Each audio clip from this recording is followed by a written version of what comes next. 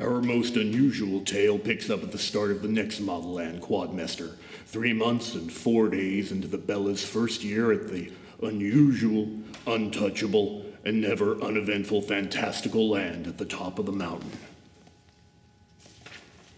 A group of sweaty testosterones were picking up construction debris. "Hey, what's up? It's Tookie, right?"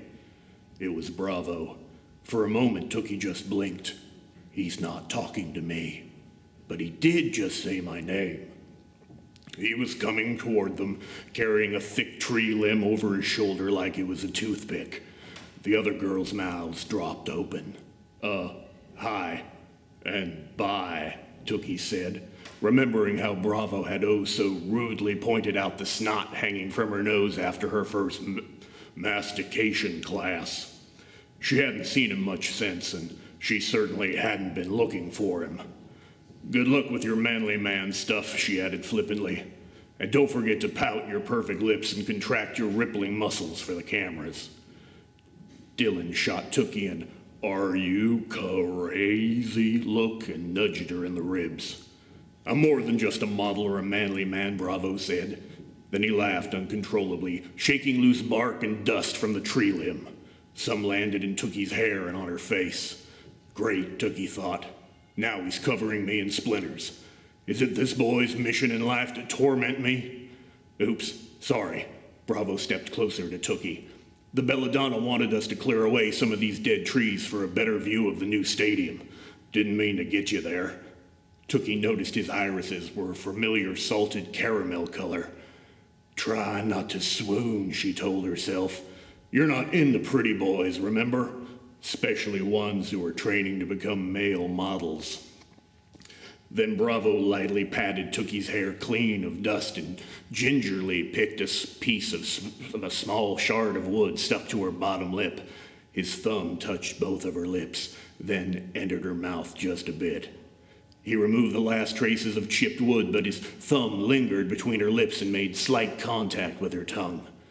Tookie wanted to bite down on his hand to reach him a lesson not to touch her like that, but instead she closed her lips on his thumb, locking it inside her mouth, her body betraying her. She smelled him, a mixture of tree bark, sweat, and blood orange, and felt the heat of his sweating body sail toward her.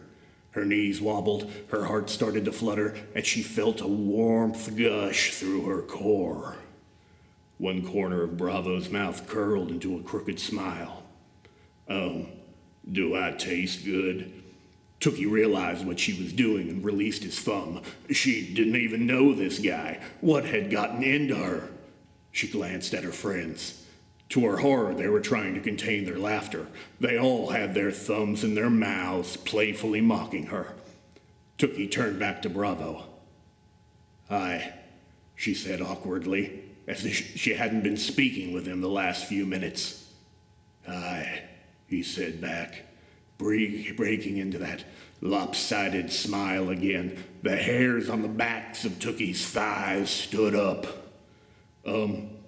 We have to run," she said, but her feet were planted in place. And then, suddenly, 3 figures tumbled out from behind the stadium. Bravo's bestostero friends, Webb, Alexander, and a guy named O'Neill. "Well, looky here," Webb shouted in a nasty, oily voice. Alexander made slurping, kissing noises. O'Neill thrust his hips forward lewdly like a humping dog. The 3 of them laughed, their handsome faces twisted and callous. Tookie stepped away. She could feel their mocking, disparaging stares all over her. "See you, not later, Bravo," she muttered. "Tookie, wait." But Tookie didn't turn around. "Come on," she hissed to her friends. "Let's get out of here." "Pretty boy, kooky over Tookie and want her nookie," Shiraz said sexily to Tookie as they jogged away. "You sound like chaste," Tookie reprimanded, not laughing back. Deep down she felt flushed, overwhelmed, confused.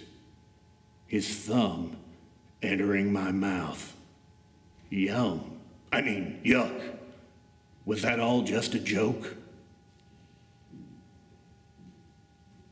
Or something more?